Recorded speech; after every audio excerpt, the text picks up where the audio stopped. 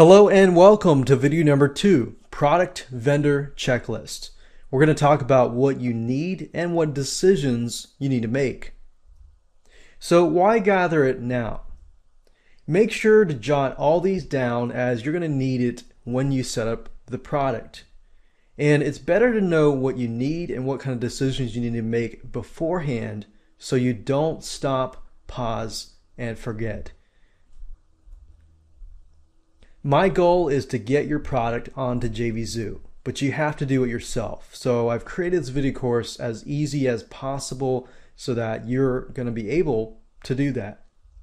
So let's talk about product files. I talked briefly about this earlier. You're going to need, of course, a sales page, a thank you page, content files, whatever that might be, videos, PDFs, reports, eBooks, and so forth. You're going to need those in hand. Now let's talk about the checklist. You're going to need to know the launch date and the time. Now, when you set up your product onto JVZoo, you can set it up to go live at any given day.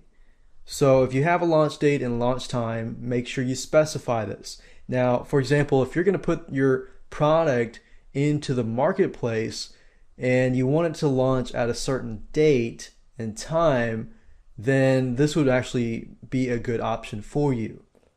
So if you were to make it live today and you don't want to put it into the marketplace until 10 days later, then you want to specify the launch date and time. You're also going to need the product name. That's pretty self-explanatory.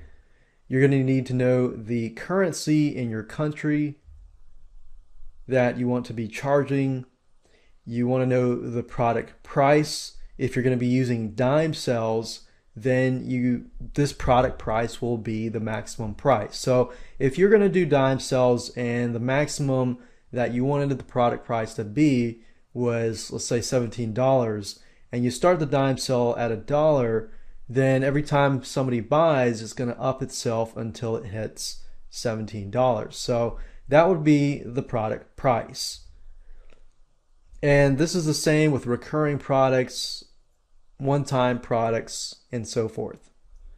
Commission percentage for affiliate program is basically what do you want to give people in terms of the percentage for your affiliate program. So if I sell your product and your product is $100 and you give 50%, then I get $50. If it's 75%, then I get $75. So that's the commission in relation to the affiliate program.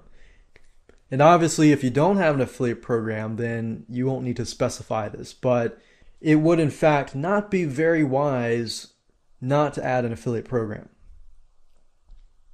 Now, if your product is a subscription, then you can listen to this. Otherwise, you can fast forward to the next slide. So if you're charging, let's say, $17 a month, or you have a high-ticket product that, let's say, is $497, or let's say $1,000, and you can break it up into different payments. Let's say you know that for a fact somebody's not going to pay $1,000 up front, but if they could afford it, they would pay $100 or $200 a month. That would be an option there. So if you go this route, this is an option. So it applies to recurring products and payments for high ticket items or low ticket items if your audience are unable to pay a certain amount. Then you're going to need to know the payment period for X amount of months. So let's say, for example, your membership site was 6 months. So if it's 6 months, the number of payments in those 6 months, and then of course how much your affiliate gets on that first payment. Then the question that you need to ask yourself is, for your monthly, weekly, or quarterly recurring subscription, do you want to offer a trial? If you want to offer a trial, let's say for 7 days, it's $1. If that's the case, then the total price would be $1 for 7 days. And of course, you have the commission payout on the trial payment and you can put the percentage right there. Then you'll want to know the quantity. If you're dealing with intangible products, then you may not need a quantity, but let's say, for example, that you're only offering 50 copies of that one specific product, then you can put quantity there. You want to put your support email. In other words, if people want to contact you, and this is very important because if people can't contact you, then a lot of other issues will arise. So make sure you got a email address for support and a support URL. So obviously support email is definitely a requirement. A support URL would be something like if you have a help desk. And of course you're going to need to have some sort of landing page, which is an option. You don't have to have a sales funnel, squeeze page, pre-launch page, but that is an option if you want to do that. Otherwise, if you leave that blank, it'll default to the sales page URL. And of course, if your sales page is on the warriorforum.com as a Warrior special offer, Warrior Forum tends to go down or lags a lot. So if your site, your website, your sales page lags, then you're going to lose sales. So if it is on the Warrior Forum, then you can also include a optional sales page, which is a really, really cool feature. You're also going to need to specify the delivery method. You have two choices in this case. You can either upload your files to JVZoo if your product is small in size, or you can have your own thank you page. In this specific video course, I'm going to assume that you're going to go the route of having a thank you page, because if you go the route of uploading your files to JVZoo, then that's an option as well. And also you need to specify whether you want to make your product eligible for product of the day. I don't see why not. That could mean more sales to you, so definitely want to check that box.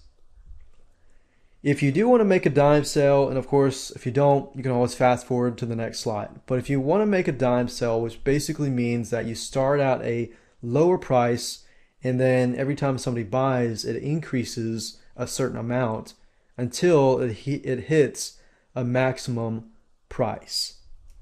So you're going to need to know the starting price. You're going to need to know how much it increases by for every sale. So if the start price is at $1 and the end price is at $50, and I could do something like it increases 10 cents or even 5 cents for every 3 sales or for every 1 sale. And that's all you need to know. So what I would recommend that you go ahead and do is to jot down everything, make all the decisions in advance so that when we begin to set it up on JVZoo, you're ready to go, and this will not be any roadblock whatsoever, and this will definitely help you get it on to the JVZoo platform immediately. So with that said, let's move on to video number 3 and begin to map out your sales funnel.